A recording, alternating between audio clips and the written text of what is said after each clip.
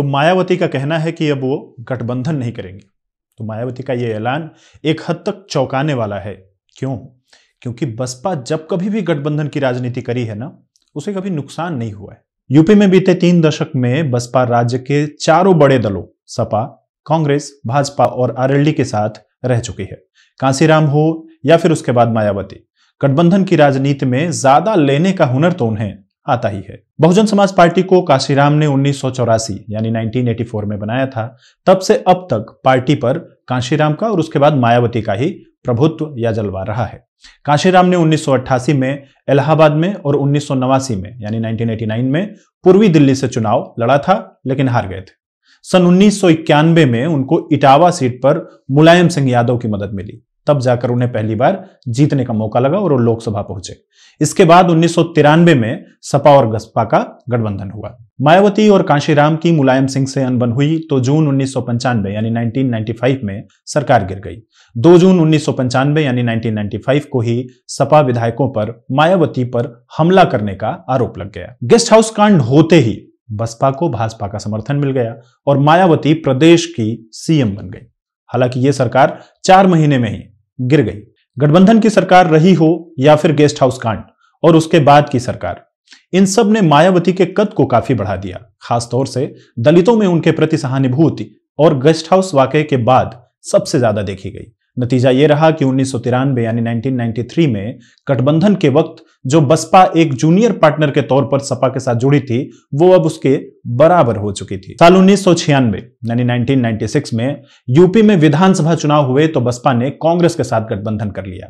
इस चुनाव में किसी को बहुमत नहीं मिला। बहुजन समाज पार्टी को 1993 की तरह ही ठीक 67 सीटें मिले, लेकिन सीटें भले बराबर मिली थी, उसके वोट प्रतिशत 20% हो गए थे, जो कि सपा के तकरीबन बराबर हो गए थे। वहीं कांग्रेस को बसपा के साथ आने का कोई फायदा नहीं हुआ। वो 33 के 33 सीट पे ही बनी रही। इस चुनाव में किसी भी पार्टी को बहुमत नहीं मिला था तो राज्य में राष्ट्रपति शासन लग गया। इसी बीच बसपा ने कांग्रेस से किनारा कर लिया और 1997 में यानी 1997 में बीजेपी के साथ मिलकर सरकार बना ली। बीजेपी की 174 यानी 174 सीटें थी और बसपा की 67 यानी 67 सीटें थी।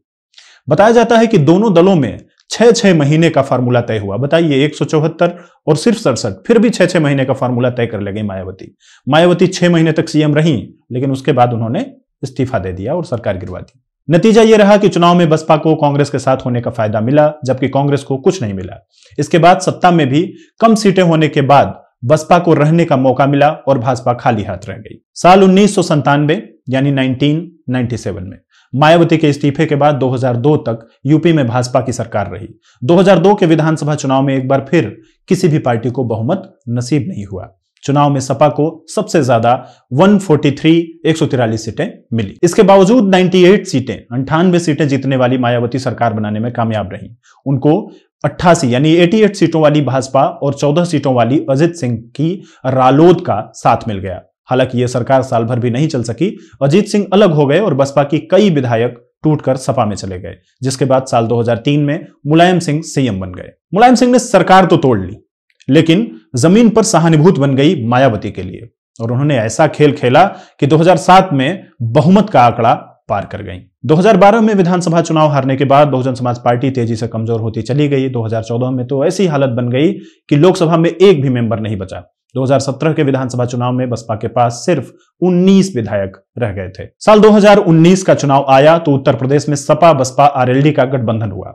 सपा 2014 में 5 सीटें जीती थी। इस चुनाव में 5 सीटें ही जीती। डिंपल और धर्मेंद्र यादव तक अपना चुनाव हार गए। दूसरी ओर आरएलडी से जयंत चौधरी और अजित सिंह तक हार गए। यानी सपा और आरएलडी को गठबंधन का कोई फायदा नहीं हुआ। बसपा की बात करें तो बसपा 2014 में 0 पर थी और वो 10 सीटें जीतकर लोकसभा में यूपी का दूसरा सबसे बड़ा दल बन गई। 2022 में बसपा अकेले लड़ी और 1 सीट पर सिमट गई। ऐसे में जब मायावती कहती हैं कि उनको तो गठबंधन नहीं करना है तो ये थोड़ा सा चौंकाता है। इसी तरह यूपी की खबरों में अगर आप गहरे उतरना चाहते हैं तो पत्रिका उत्तर प्रदेश को आज ही सब्सक्राइब कर लीजिए और बेल का आइकन दबा ही लीजिए।